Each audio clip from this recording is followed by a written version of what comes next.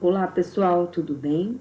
Hoje falaremos um pouquinho sobre eficácia e eficiência nas empresas, né? Do ponto de vista empresarial, mas um pouquinho diferente da habitual que estamos acostumados a explanar. Por quê? Porque a gente vai ver a empresa vista como um sistema, né? Aprendemos até agora sobre visão sistêmica, visão linear, as estruturas organizacionais, suas funções dentro dessa estrutura.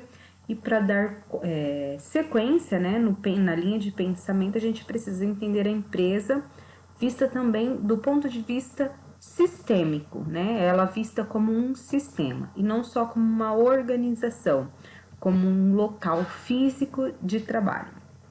Então, o que a gente precisa entender? Os conceitos de sistema. Nesse capítulo aqui, é um capítulo muito simples, ele é pequenininho também, eu vou estar explanando com vocês, provavelmente não vai dar para acabar nessa aula, a gente encerra na aula que vem, né? Então, a gente vai entender um pouquinho sobre esses conceitos de sistema. O que a gente tem que entender é que eles proporcionam uma série de raciocínios que levam à compreensão da complexidade, né, da empresa moderna como um todo.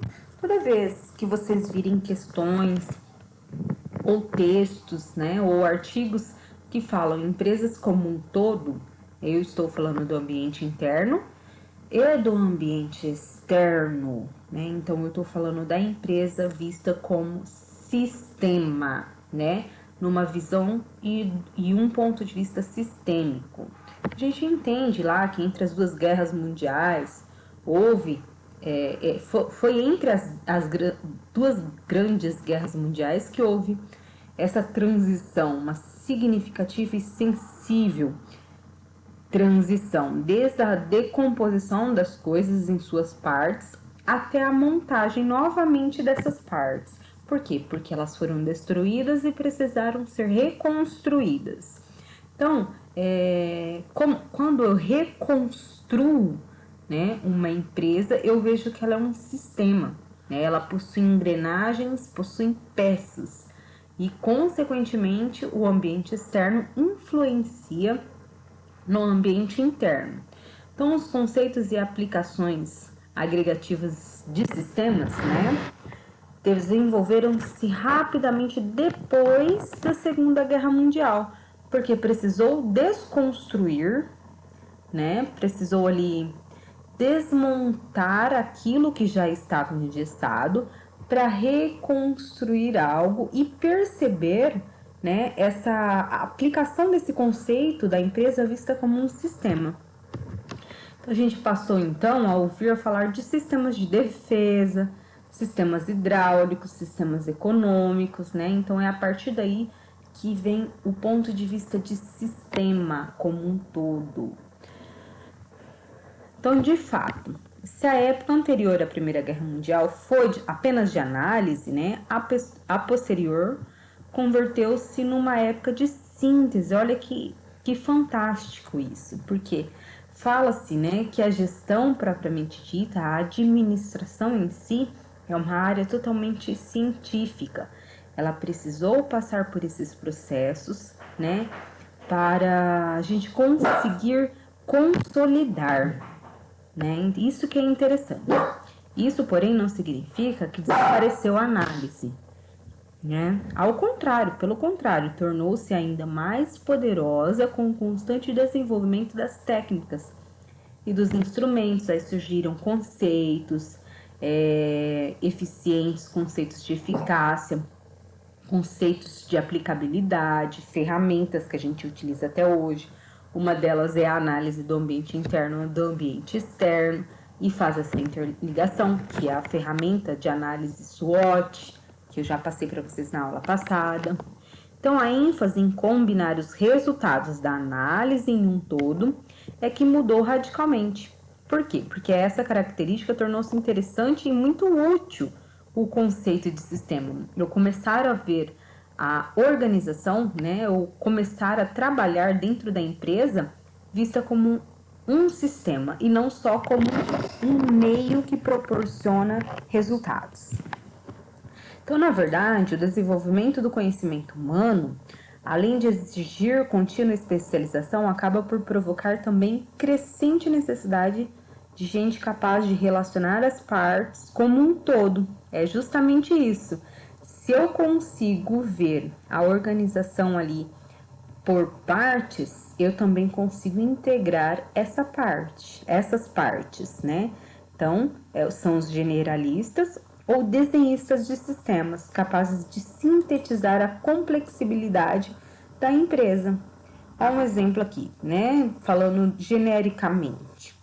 A poluição e a consequente contaminação de um rio são reconhecidos atualmente como algo mais do que uma simples preocupação local, né? Isso faz parte desse sistema, faz parte desse processo.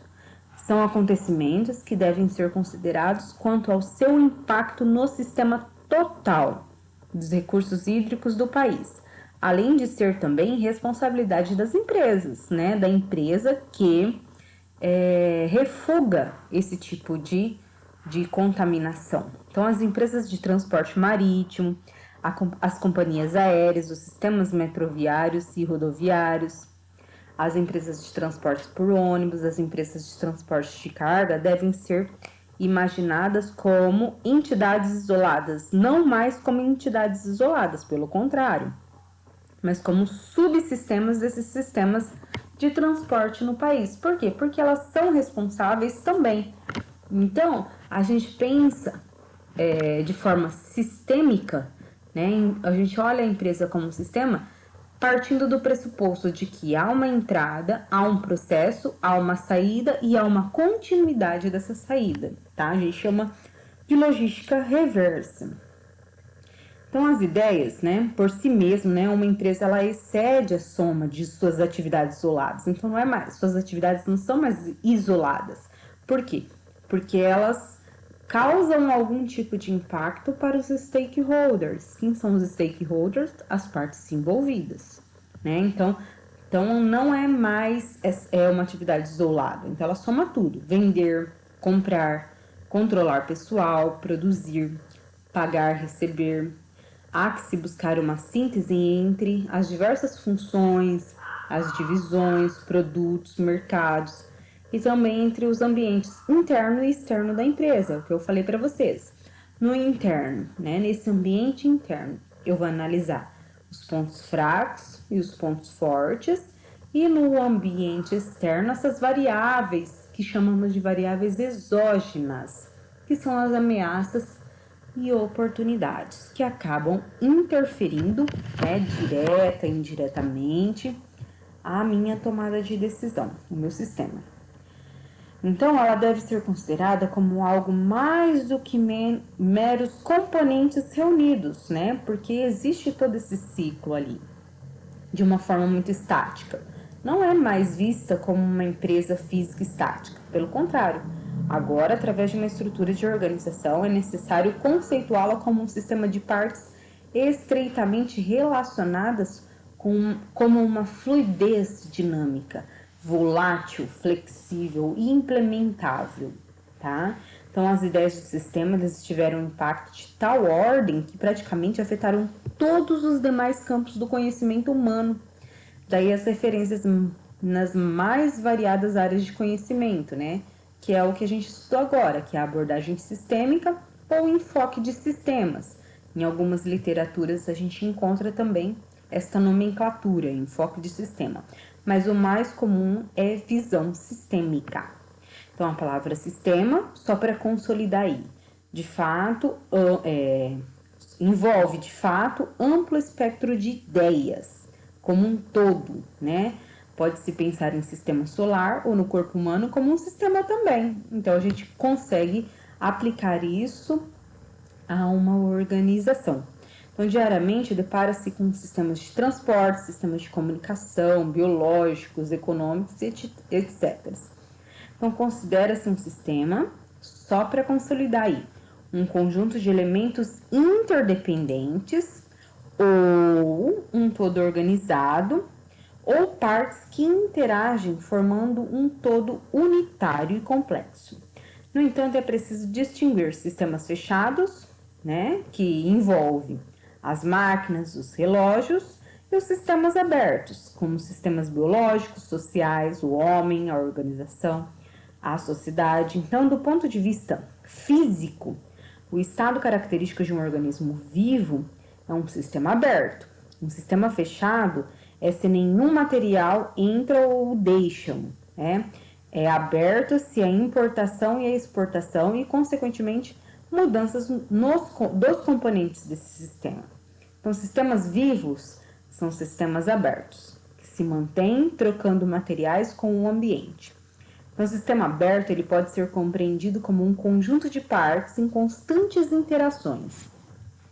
O que ressalta um dos aspectos fundamentais da ideia de sistema é a independência dessas partes, porque elas conseguem, sim, se manter e se desenvolver. Porém, né, elas precisam ser integradas em algum momento para surtir o resultado esperado, constituindo um todo, né, orientado para determinados fins resultados, e em permanente relação de interdependência com o ambiente externo, ou seja, influenciando e sendo influenciado pelo ambiente externo, tá? Então, uma das implicações críticas dos conceitos de sistemas na administração é justamente a concepção da empresa como um sistema aberto. Então, a gente não a olha mais, né, como um sistema fechado, pois tal visão, né, do sistema aberto, que é justamente a concepção dessa empresa nos conceitos de administração hoje, essa visão, ela ressalta que o ambiente em que vivemos, né, ou em que vive a empresa, ele é essencialmente dinâmico, fazendo o quê? Com que o sistema organizacional, para sobreviver, tenha que responder eficazmente às pressões exercidas pelas mudanças contínuas e rápidas do ambiente. Então, isso daí significa uma visão sistêmica, tá? Do ponto de vista de sistema aberto, a empresa como um sistema aberto. Só para consolidar aqui, vamos falar só mais essa página, para não ficar muito cansativo, e vamos a uns conceitos de eficiência e eficácia, que eu quero que vocês relembrem isso. Então, sistemas e subsistemas. Professor, além dos sistemas, existem os subsistemas? Sim, para facilitar a nossa visão, a nossa compreensão de organização, né, de empresa como sistema aberto. Então, um sistema ele pode compor-se sucessivamente de subsistemas. Também, né, são conjuntos de partes interdependentes. E eles que se relacionam entre si, então eles precisam se relacionar ali para chamar de sistema aberto. Então, compondo-se um sistema maior. Então, um departamento ele pode ser um subsistema, tá? Então, no organismo humano, por exemplo, pode ser decomposto no sistema ósseo, sistema nervoso, sistema circulatório, só para vocês conseguirem entender melhor. Então, pode-se imaginar o sistema de transporte de passageiros de uma cidade em termos de subsistemas, né? Porque o transporte ele é subdividido em ônibus, metrô, ferrovia. Mergulhando-se um pouco mais, a gente depara com subsistemas de vias permanentes, sinalização, elétrico, só para entender essa dinâmica de sistema, tá? Então,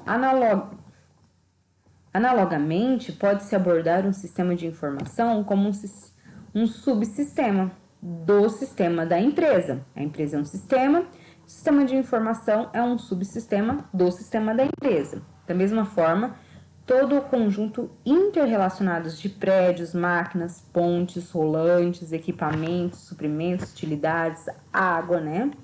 Pode ser considerado como partes componentes do subsistema de tecnologia de uma indústria, por exemplo. Ficou claro para vocês? É bem simples, tá? Então, a empresa como um sistema aberto. Os sistemas abertos, né, eles envolvem a ideia de que determinamos inputs e outputs, né? O que são esses inputs? São introduzidos no sistema, são as entradas.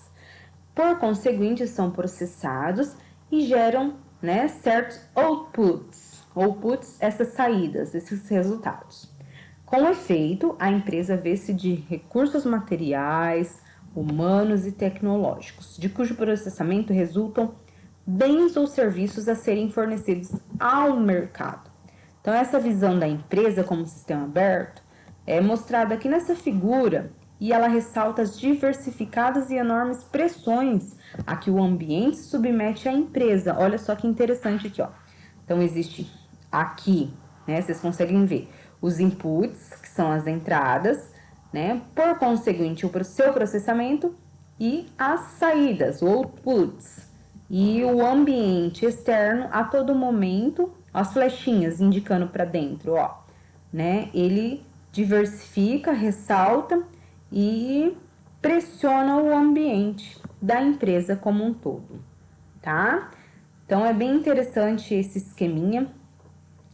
A gente precisa entender esse esqueminha porque ele, olha ali, as modificações nas leis, né?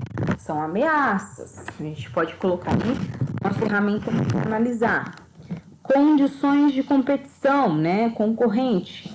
São oportunidades e são ameaças ao mesmo tempo.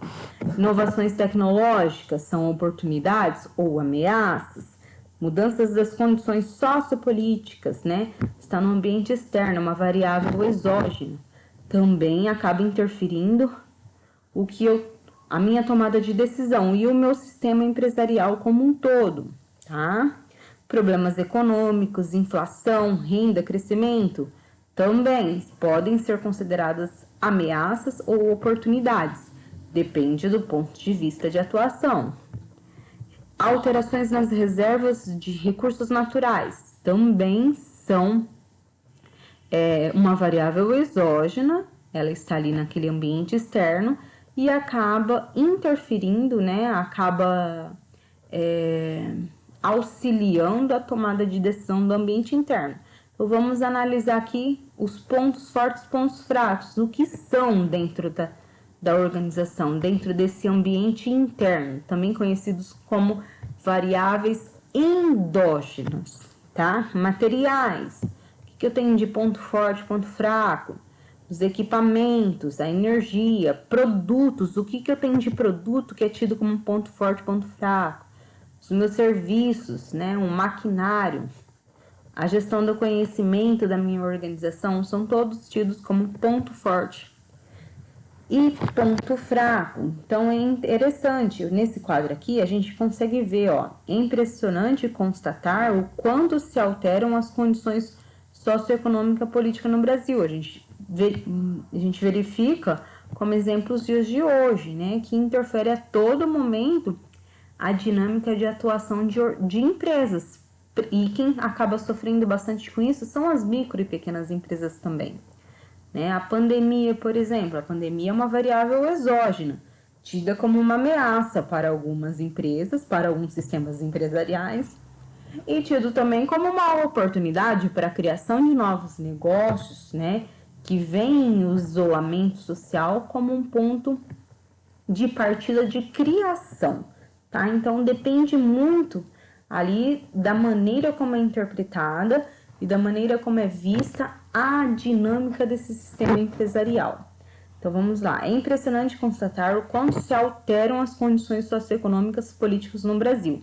Não adianta a gente querer imaginar ou acreditar que uma empresa sempre será estável, faça um plano de negócio com as minhas projeções financeiras e tudo aquilo ali seguirá firme e forte no desenvolvimento ali, no decorrer dos dias de atuação da minha empresa. Isso não acontece, principalmente nos dias de hoje. Então, quando são comparadas as condições do início da década de 70, com aquelas existentes no final da mesma década, e início dos anos 80. Então, aqui tem essa comparação. A gente consegue entender como é volátil hoje, né? Tudo é muito genérico e estamos vivendo em constantes adaptações. Inclusive o profissional que acha que vai fazer uma faculdade, se formar em determinada área e vai atuar com total estabilidade, vai sentar numa cadeira ali e somente isso, e está muito enganado, né? O papel de qualquer funcionário, de qualquer ramo de atuação vem sendo modificado. Esse comparativo é legal para a gente estar dando uma olhada, né? que são um comparativo de condições socioeconômicas políticas no Brasil, aqui no início dos anos 80 e início dos anos 70 e fim dos anos 70 e início dos 80. Olha lá, os aspectos econômicos, só para vocês terem ideias. Expectativa de inflação, declinante sob controle. Hoje, por exemplo, né, vivemos uma economia totalmente instável, inflação ali a todo momento, totalmente volátil, a gente precisando adaptar a esses tipos de variáveis exógenas, né?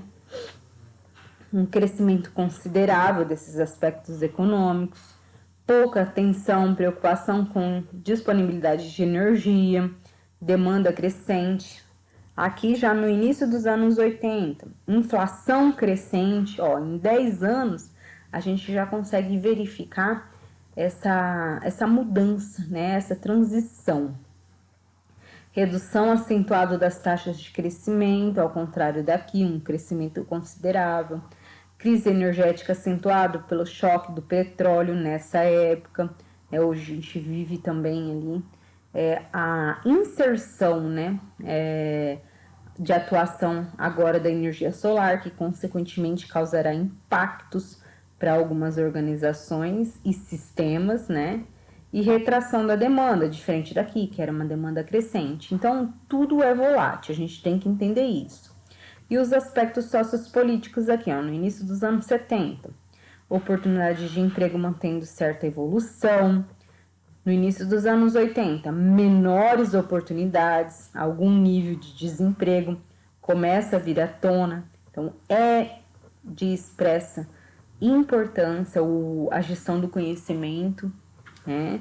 O baixo nível de movimentos sociais reivindicatórios, aqui nos anos 80, no início dos anos 80, já consegue perceber um maior nível de reivindicação e organização de movimentos, greves dos trabalhadores. Olha como mudou, né? Se muda esses aspectos externos à minha organização, a minha organização precisa se adequar a isso, tá?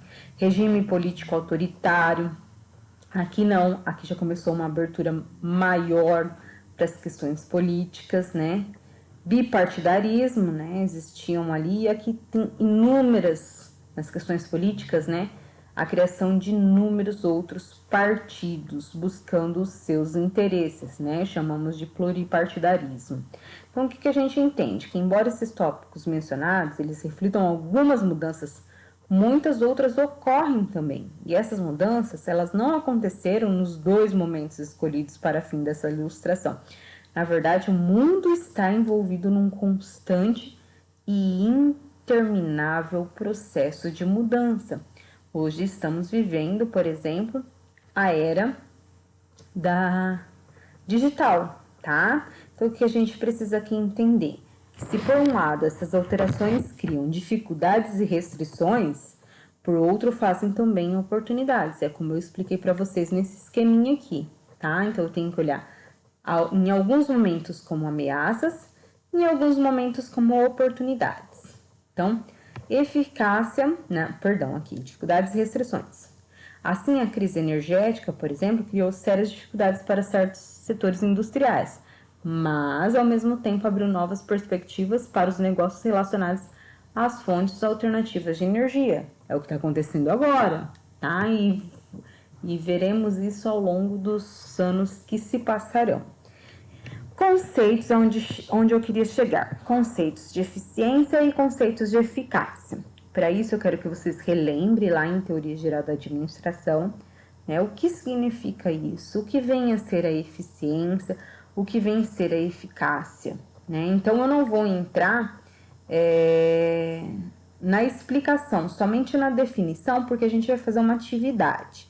Como que será essa atividade? Eu deixarei 2 vídeos, né, lá na plataforma de vocês, como atividades, vídeo 1 e vídeo 2. São vídeos muito curtos, não tem nem 1 minuto. E para cada vídeo, vocês vão explicar como que se deu o processo ali, se esse processo foi eficiente ou se ele foi eficaz, né? E por quê? Dê uma explicação ali, tentem ser o mais técnicos possível, tá? Então, vamos à definição. A gente tem que entender primeiro que enfocar a empresa como sistema facilita a melhor compreensão das noções de eficiência e eficácia. Eficácia diz respeito aos resultados, aos produtos decorrentes de uma atividade qualquer. Então, trata-se da escolha da solução certa para determinado problema ou necessidade. Aqui já falou tudo, tá? Então, a eficácia ela é definida pela relação entre resultados pretendidos e os resultados obtidos. A eficácia ela é definida, né, em relação a isso. E uma empresa eficaz, ele coloca no mercado o volume pretendido do produto certo para determinada necessidade. Então, trata-se da escolha da solução certa para determinado problema ou necessidade. Se vocês gravarem eficácia, do ponto de vista de que eu foco no resultado, né, e esses resultados, eles trazem conseguinte a escolha correta da solução, né, correta para determinado problema ou necessidade, eu consigo matar e interpretar o que significa eficácia. E eficiência diz respeito ao método, ou seja, ao processo, né, o tempo ali, o modo certo para fazer as coisas. É definida pela relação entre volumes produzidos, recursos consumidos. Então, uma empresa eficiente é aquela que consegue o seu volume de produção com o menor desperdício, por exemplo, né? O dispêndio possível de recursos, portanto, ao menor custo por unidade.